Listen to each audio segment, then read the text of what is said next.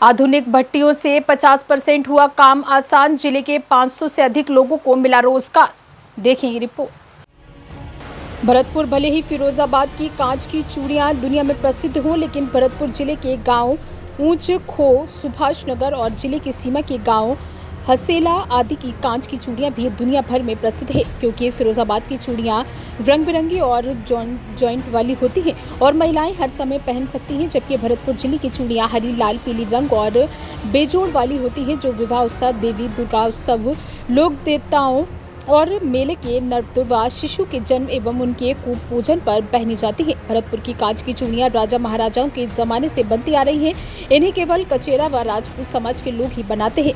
अब इन्हें आधुनिक और कम धुआं वाली भट्टियों पर बनाया जाता है, जिसके मददगार समृद्धि भारत अभियान के निदेशक सीताराम गुप्ता बन गए, जिन्होंने आईआईटी दिल्ली से विशेषज्ञ टीम के आधुनिक कांच की चूड़ियां बनाने वाली भट्टियां तैयार कराई, जो कारीगरों के स्वास्थ्य, पर्यावरण आदि का लाभकारी साबित हुई।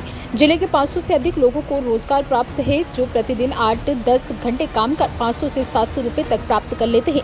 कच्चा माल फिरोजाबाद से आता है और तैयार माल करेली, आगरा, भरतपुर, सीकर, मथुरा, दिल्ली आदि जिले के थोक व्यापारी ले जाते हैं और मेले के समय सभी की चूड़ियां बिक जाती हैं। कारीगरों का कहना है कि युवा पीढ़ी का इस काम को करना कम पसंद करते हैं और ये चूड़ियां मशीनों के द्वारा नहीं बनाई जा सकती हैं। एक भट्टी पर 10 से 15 कारीगर एक साथ काम कर लेते हैं।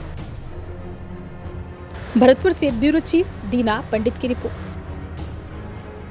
चूड़ियाँ भरतपुर में काफ़ी थी और धीरे धीरे इनमें क्या हो रहा था कि जब काम शुरू किया तो उस काम में हमने ये देखा कि इनको बहुत ज़्यादा मतलब एक तरह से धुआं थी और बहुत ज़्यादा इनको गर्मी लग रही थी। उसकी वजह से 45 साल की उम्र में बेचारे ख़त्म हो जाते थे और इनकी औरतें बिल्कुल बेवा हो जाती थी।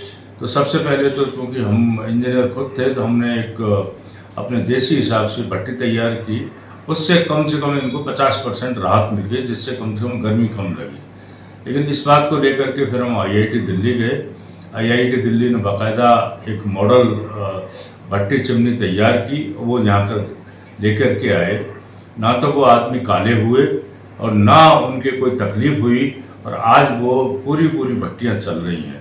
तो आज सबसे बड़ी चीज़ ये है कि कुछ नई भट्टियाँ भी खुल गई हैं और जो आईआईटी दिल्ली के माध्यम से हमने ऊंच में, हसेला में और भी कई जगह खो गाँव में हमने भट्टियाँ तैयार की हैं।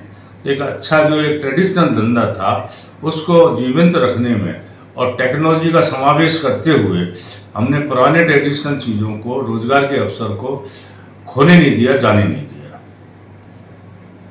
इस सबसे बड़ी चीज़ ये रही इनकी कि आईआईटी दिल्ली ने हमारा बहुत ज़्यादा साथ दिया। उसने हमसे कोई पैसे भी नहीं लिए और वहाँ से टेक्नोलॉजी का यहाँ ट्रांसफ़र किया। बार बार आकर के इन जो भट्टी वाले हैं उनसे बातचीतें की कि आपको कोई तकलीफ़ तो नहीं हो रही है। उनके हिसाब से भी उन्होंने उसमें जो मॉडिफिकेशन करने थे वो किए और आज बड़ी खुशी की बात है कि न केवल हम राजस्थान में बल्कि उत्तर प्रदेश के हसेला में भी ये चूड़ी की भट्टी की चिमनी को और चूड़ी की भट्टी को एक नया रूप देने में तैयार हुए।